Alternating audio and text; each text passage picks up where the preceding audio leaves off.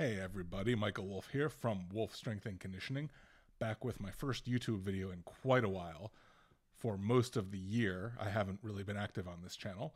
I have been posting regularly on my Instagram, where many of you follow me. I actually started a Twitter because apparently I have no care for my own mental health, and I post there more explicitly about my very controversial views about the whole Rona business. And I also turned my desk around, so instead of facing the entire room and the window behind, which made for really bad exposure, now face the wall directly behind me where you can see this beautiful recreation of that epic moment in Empire Strikes Back that we all love. So that's what I got behind me. And I've been lazy. Everything's fine. There's no reason I haven't posted on here on YouTube except for being lazy, and that it takes a little more effort to make this content as opposed to the stuff I can just quickly upload lifting videos that I happen to do in my own workouts that I just push record and then trim them. I can put those on Instagram really easily, as opposed to here where I have to make a little more effort and editing, as bad and amateur as I am at those, into the content here. But there's something I've been wanting to make for a while, which is a video specifically about the dumbbell bench, and also generally a little bit about the idea of dumbbells and using dumbbells as a training tool, not just an exercise tool, or not just a tool to work X or Y body part, but as a training tool. I'm gonna turn my phone ringer off. Sorry about that. So one of the big distinctions in what I like to do between how I like to coach, is between what we call training and exercise. And this distinction was probably first elucidated by Ripito, where exercise is something you do for the way it makes you feel while you're doing it. Soon after, the next day, maybe it makes you sweat a lot, maybe it makes you tired and sore. It's something that you do for in the moment or soon after. And it's better than doing nothing typically. It burns calories, it increases general health, it reduces risk of various, cardiovascular issues, et cetera, but it's distinct from training, which is generally what I do and how I coach. I coach people who want to train.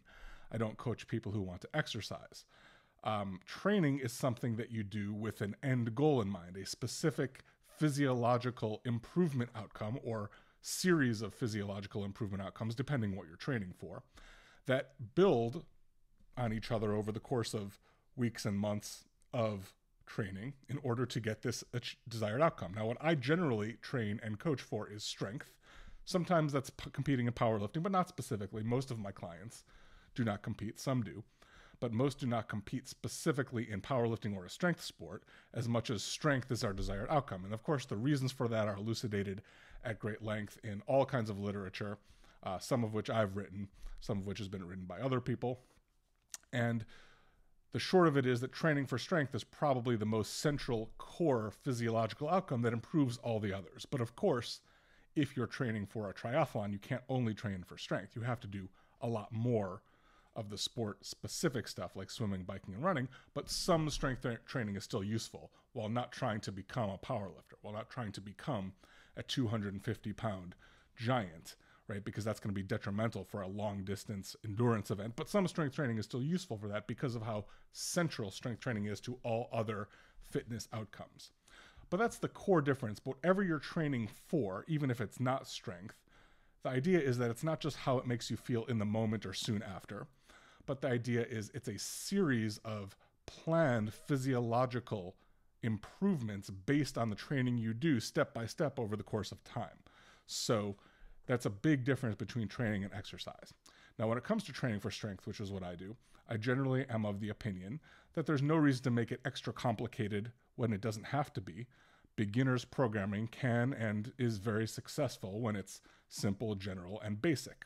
However, over the course of time, you become an intermediate lifter, you become an advanced lifter, more supplemental movements, which are variations of the main lifts, like a paused bench, like a close grip bench, like a pause squat, like a deficit deadlift or a snatch grip deadlift, those become more useful. And for some people, depending how much time and effort they're putting into training and depending where they are in their journey, accessory movements also become useful. Bicep curls or some type of tricep work, or the case that we're talking about today, the dumbbell bench press. Dumbbell bench press is kind of in that gray area between supplemental and accessory. It's a different set of tools. It's not even worth a barbell.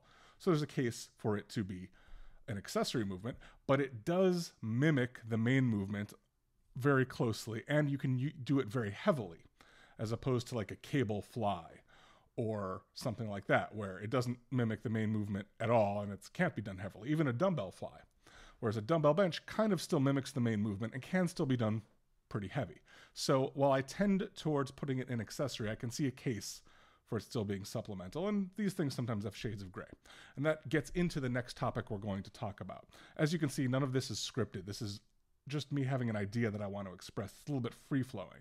So if I want to adjust or change some of this in the future, I might, but this is kind of where I'm thinking about it right now. So when it comes to the dumbbell bench press, one of the things I like to make sure we're doing with them is not just exercising and not even just working chest, but actually using them to train. When we use them to train, we want to have some range of motion standards. We want to have some movement standards. There's kind of a current debate in the lifting world, and I'm going to use extreme versions of this that probably nobody actually says or believes, but just to illustrate the continuum. On one hand, we could say, form basically doesn't matter at all, do it however you feel like. On the other hand, we could say every minute down to the nanometer of form matters so much that we have to crazy micromanage it. No, of course, I don't think anybody actually says, or certainly nobody that anybody's paying attention to, I hope, actually says or believes either of those two extremes. But we all know that we could kind of put various experts, gurus, large social media presence people into closer to one of those two camps. I do not consider myself to be an extreme of either direction, but I'm a little bit closer to the yes, technique and form does matter side of the continuum. However, I also readily acknowledge that there are some gray areas. I think a lot of times confusion is achieved because people will point out that there's a little bit of a gray area and use that to say, and therefore none of it matters, or therefore it doesn't matter very much. As opposed to my belief, which again, subject to change in the future to either direction, either to the more technique more matters or technique less matters. But where I'm thinking about it right now is kind of the analogy of we can have a fuzzy boundary, but still have a boundary. So some things can be a little bit fuzzy on the margin, but they're still clearly a good and clearly a not as good, clearly a correct and clearly an incorrect, or at least less good, less correct. And there's lots of examples in life you could think about this, not just in training and not just in exercise, not just in lifting. One example could be something like age of driver's licenses. And we see this, how it plays out in different states, right? Some states, I believe you can get a license at, when I was a kid, you could get a license at 14 in some states. I don't know if that's still true, but I believe 15 still in some states for sure. And others, 17, 18, and there's a longer process of a learner's permit with more hours put in versus a shorter process with less. So different states, depending on their individual opinions and individual situations, right? Because driving in, let's say, rural Kansas is very different than driving in urban New York City. So those realities will be different too. Different states have different rules. And even if everything was the same, even if the entire country had, let's say, a similar driving situation, you could still see differences of opinion on when that should happen. But to get back to our case here, we can see something where everybody would agree that making people wait till they're 35 is too old, right? We shouldn't have to wait till you're 35 to get your driver's license.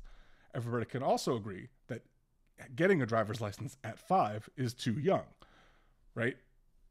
99.9999999% of cases would fall in between, somewhere in between those.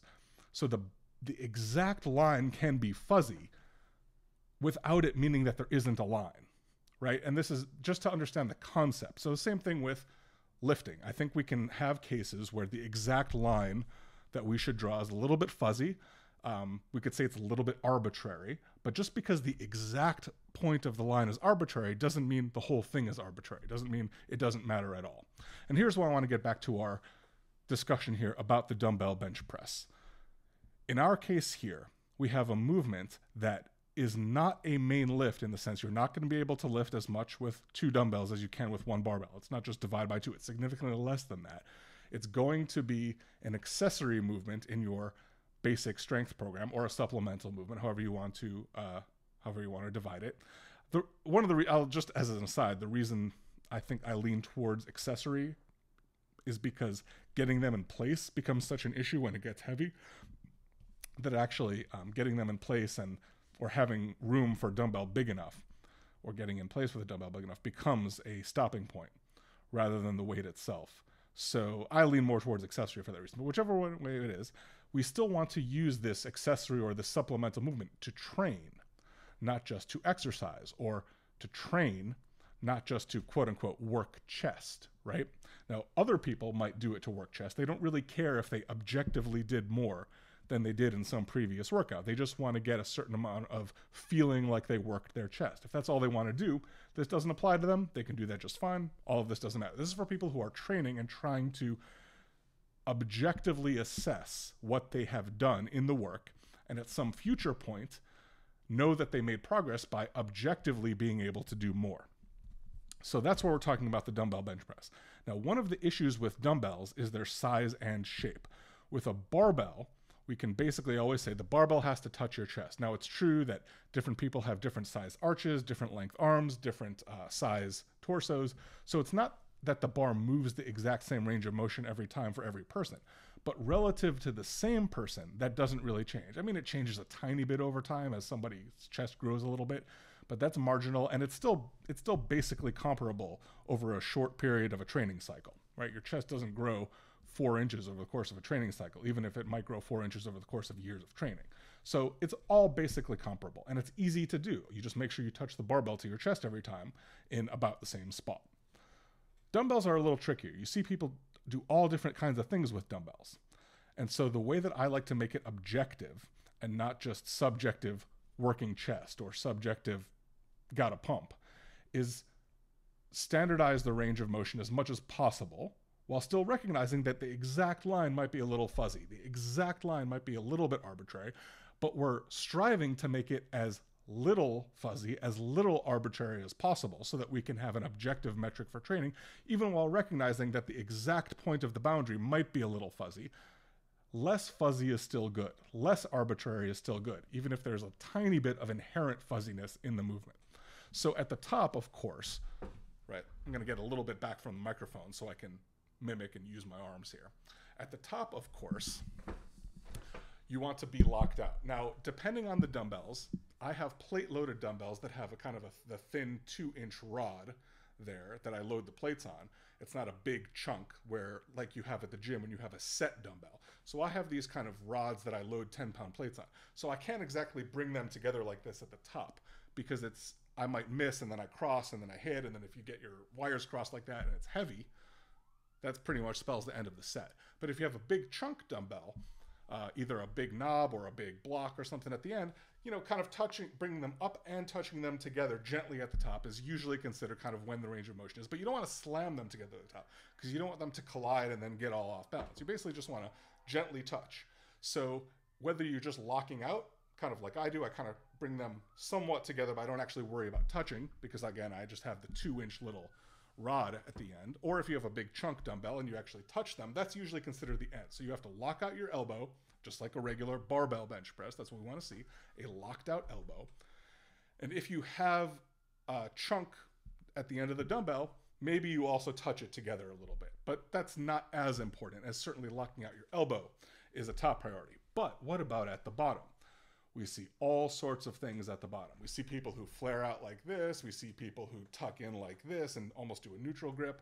We see people go halfway down. How many times do you see somebody saying, working them hundreds or something like that, and their range of motion is like halfway? They're like doing this, or from the side, right? It looks like that, and it's like halfway, and you're like, did you really do those hundreds? No, you didn't.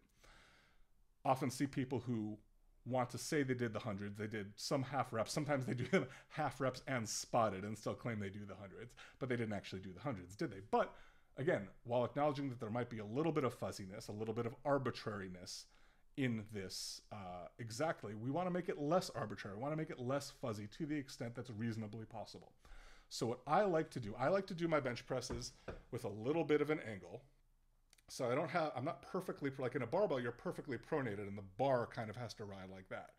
In a dumbbell, because the dumbbells move independently, I tend to have a little bit of an angle come in at the top, and I end up about like this. So at the bottom, I'm about like this here, and it's about mimicked on the other side. It's kind of, the camera is a little bit blocked by the microphone, but you can kind of see I'm about like this, going to be about like this at the bottom, as opposed to a barbell, right, where I'd be, sorry, trying to get it all even. The camera's seeing myself on the screen is more distracting. So with dumbbells, I'll be about like this, as opposed to barbells where I'd be about like this. So I'm, you know, about like that, you know, somewhere in that range. A little bit of elbow tuck, but not extreme, not a flare out, you know, somewhere in that range with my shoulders pinned back. And what I like to have is that inside knob on both sides, whether it's the inside knob on the right or the inside knob on the left. I make sure that have that knob touch my torso, physical contact. Now, this is not perfectly objective because the size of that knob and the location of that knob changes a little bit depending how big the dumbbell is. If you have a 70-pound dumbbell, it's going to be smaller than 100, and 100 will be smaller than 120, 120 will be smaller than 150. So it's not like it's perfect, but it's less arbitrary than going down to some random spot where you feel like coming up and then going up again, maybe with or maybe without a spotter. Obviously, if a spotter touches it, I consider that you can't count the rep for our purposes, even if they say they didn't help at all. If they touch it, can't count the rep. But in terms of range of motion, I like to go down to where the inside knob of the dumbbell touches my chest at about this angle. And that way I am training it. I am using a very, very close, even if not 100% perfect, very, very close objective metric, objective measure of the range of motion, rather than just going down to some arbitrary spot. Now, what I've seen some people do, and I have mixed feelings about it, maybe I'll change my mind in the future, is go so wide that they can actually almost do like a deficit bench, where they carry the dumbbell so wide they actually kind of go like this, so where the knob is actually so far away from the torso that it can actually pass to the side of the torso, to the side of the pecs. I could see doing something like that with light weight, but with heavy weight, thinking about that moment arm, that lever, kind of cranking against the shoulder like that, it makes me a little uncomfortable seeing what I've seen before. So I'm not saying it's wrong. I personally don't do that. I personally don't coach it that way. And certainly not with heavy weight. With heavy weight, I'm trying to be efficient, to keep it pretty close. And when that knob touches the inside part of my chest, that's when I go up. That also gives you a very convenient, repeatable point for the rebound, because while you can do these pause, just like you can do a pause bench press, our basic version is going to be with a little bit of a touch and go. Not slamming the plate off your chest, just like you don't slam the bar off your chest in a barbell bench press. But that little touch happens to be the point at which you're able to get a stretch reflex, a pretty good stretch reflex. Almost like the very bottom of a squat, where it's just in that sweet spot where you get the perfect stretch reflex. And right there, plates touch your chest, that's where you go back up again. If you're trying to do these as objectively a range of motion, as repeatable a range of motion as possible, to make it training rather than working the chest or exercise or just getting a pump. So with that in mind, that almost podcast-esque preamble, what I'm going to do is I'm going to turn it over to just go over a little bit of footage that I shot when I did dumbbell bench yesterday. Now, I have not done dumbbell bench, flat bench. I think I did it once last week or the week before, and maybe once the week before that, just light getting back into it. But I was doing it regularly in the spring until I had a minor pec tear, and then I had a meet coming up, so I didn't have time to really do much accessory or supplemental work. I had to rehab and go right into the meet. Unfortunately, at the meet, I had to bench about 40 pounds less than I had originally planned because the tear wasn't fully healed yet, but it was for about 10 weeks out, I got back up to 446, 202.5 kilos, which is not bad for about only about 10 weeks of rehab before the meet, something like that, 10, 11 weeks, whatever it was. So not bad, but I didn't get a chance to start doing dumbbell bench in my routine again. Whereas before that, I think I was doing sets of 155 for 10, if I remember right. And 155 is as heavy as I can go with my dumbbells at home. They don't hold more than 155. Yesterday, what I did where I took this footage is I was doing 135 for 8s because I'm just climbing back up again. They're fairly easy, but easy sets are actually better, or easy to moderate sets. They're not super easy.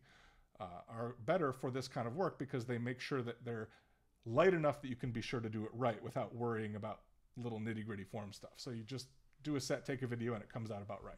So what we're going to do is we're going to go over to these 2 sets of 135 for 8 that I did in the workout yesterday. Oops.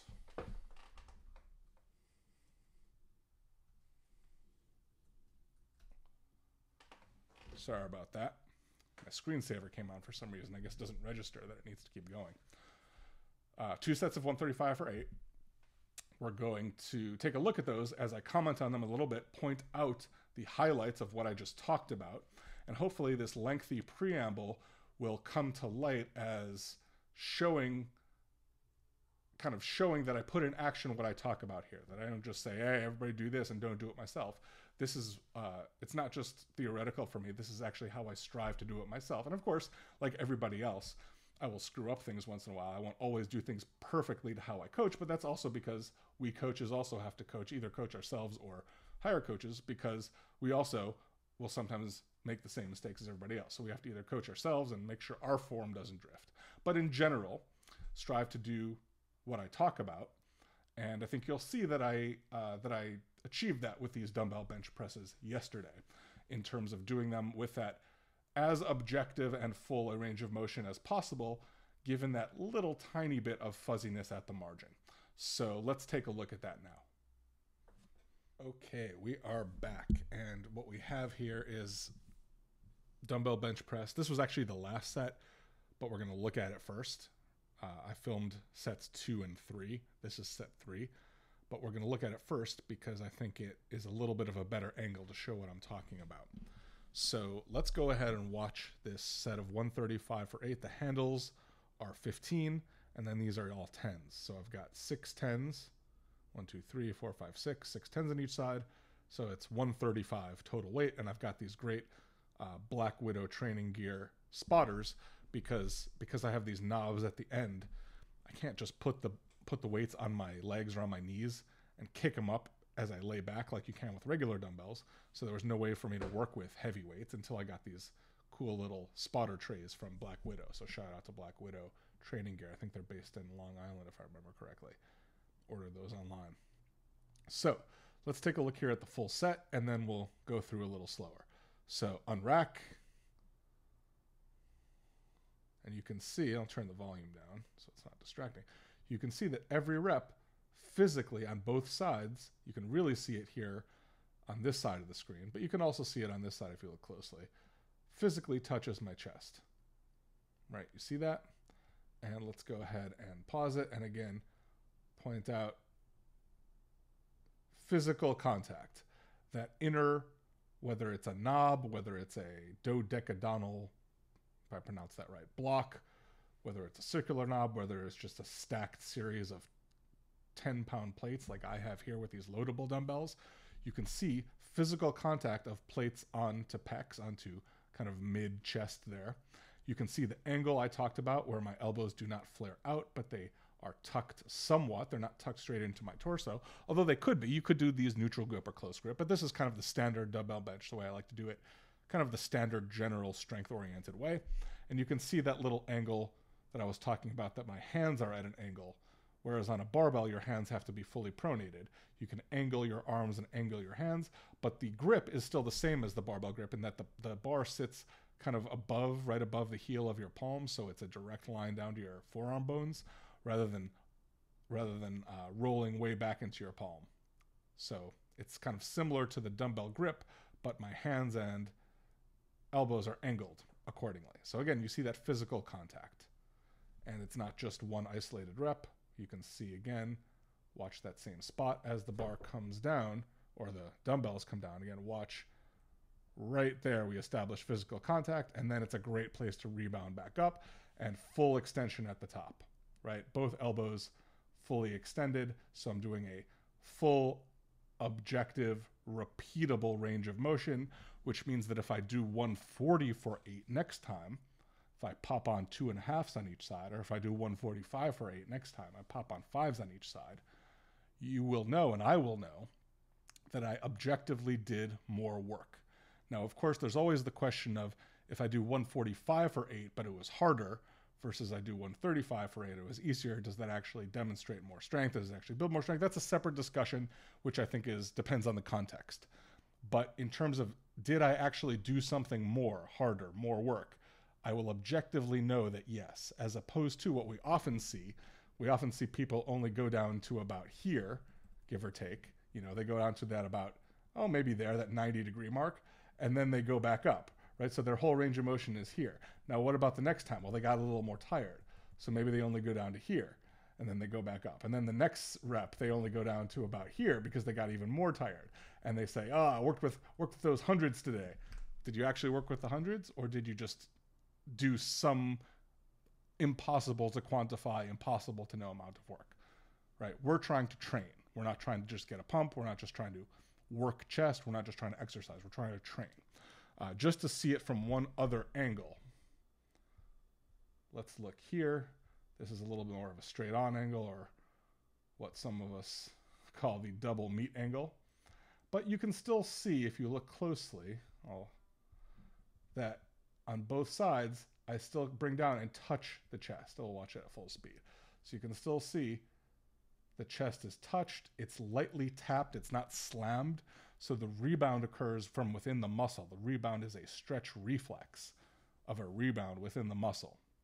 The rebound is not slamming the plates off of your chest, just like in a barbell bench. It's not slamming the bar off your chest when done properly.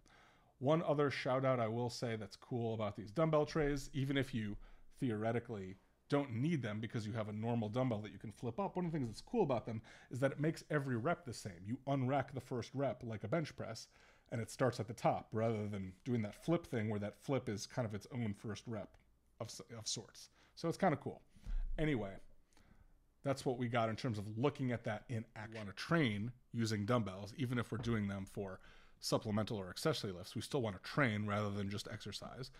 We can recognize that there's a little bit of a fuzziness or a little element of arbitrariness to the range of motion that we select without having to concede that the entire thing is arbitrary and you should just do whatever you want. There's a slightly fuzzy boundary. There's ways to make that slightly fuzzy boundary a little bit less fuzzy that we will use in order to make this as productive for training purposes, as trackable, as repeatable, as objective for training purposes as possible, while recognizing that trying to micromanage that down to the nanometer is probably a waste of time and probably not even possible. So that's the idea here. I wanted to give that entire preamble and wrap up with that because I see a lot of people obsessing over these teeny tiny minutia, which I would say, if they matter at all, they only matter once everything else is already perfect. It's usually not worth obsessing over. And then sometimes I see people who basically just say, do whatever you want, do whatever feels good. And lots of things in between. So while I tend to be more towards the side that technique matters a lot, more towards the side that it should be repeatable and objective a lot, I think it's perfectly reasonable to recognize that there's a little bit of fuzziness in the boundaries sometimes, that there's a little bit of arbitrariness in the precise boundaries sometimes. And we strive to make it less arbitrary. We strive to make it more objective without obsessing about getting the boundary, from here to here, the fuzziness of the boundary. Maybe it's okay if it's this fuzzy. Maybe if it was this fuzzy and we can make it this fuzzy, that's a good thing. We don't have to obsess our whole lives about making it from this fuzzy to this fuzzy or to this fuzzy, because there will be a little bit of inherent fuzziness to it.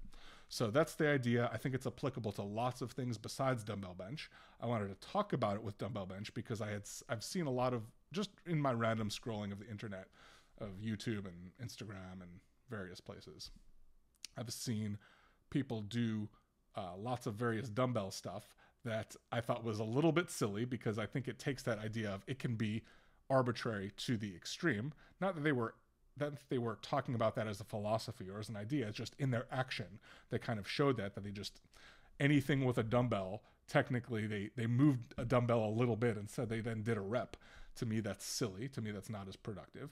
But on the other hand, I didn't want to I don't think it makes sense to obsess over things down to the nanometer, down to the, paralysis by analysis level. So I wanted to kind of build just kind of a basic common sense case for the position that I currently think makes the most sense, and then show it in real time, real life example with my bench presses yesterday. So hopefully that was clear. Hopefully it was helpful. Throw me a like and let me know in the comments what you thought, as well as if you have ideas or requests for my next video, which hopefully will not be 6 or 7 or 8 months away. I think like my last one was something like 6 to 8 months ago. You know, you know how it was just because of my laziness, because I did a meet in July and didn't even do a meet recap on YouTube. So that's how you know it was because of laziness. So if you did a meet and you didn't do a meet recap on YouTube, did you even really do the meet? But anyway, I hope to do the next one much quicker, not 6 to 8 months from now. And let me know what you think. And if you have requests or ideas, shoot them in the comments. All right, we'll see you next time.